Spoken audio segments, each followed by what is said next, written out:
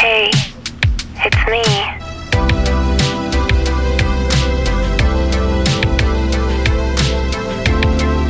Я понял. Вот сейчас идем, вы не представляете, какие невероятные шедевры кухни местной, национальной. Он будет нам все эти явства накрывать на стол. Как у нас